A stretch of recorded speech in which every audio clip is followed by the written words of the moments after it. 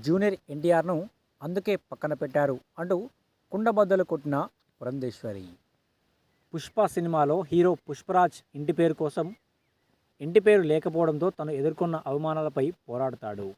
తన పేరు ముందు ఇంటి పేరు రావడం కోసం జీరో నుండి హీరోగా ఎదిగే క్రమంలో ఎన్నో కష్టాలు ఎదుర్కొంటాడు.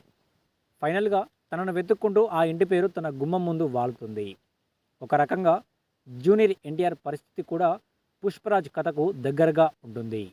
తారక్ను అభిమానించే వారికి ఈ విషయం బాగా తెలుసు. తాజాగా ఇదే అంశం గురించి ఎంపీ దగ్గుపాటి పురంధేశ్వరి గారు పలు విషయాలు పంచుకున్నారు.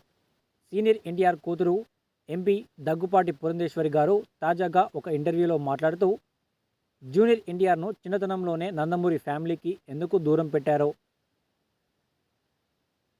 అనే దానిపై ఇలా చెప్పుకొచ్చారు.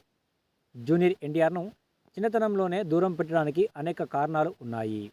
దానిని పెద్దగా చర్చించాల్సిన అవసరం లేదు. కారణాలు అయితే ఉన్నాయి.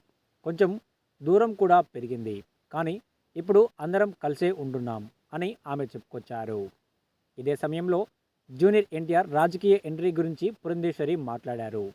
రాజకీయాల్లోకి తారక్ రావాలనుకుంటే వస్తారు. అతనిది ఇంకా చిన్న వయస్సు.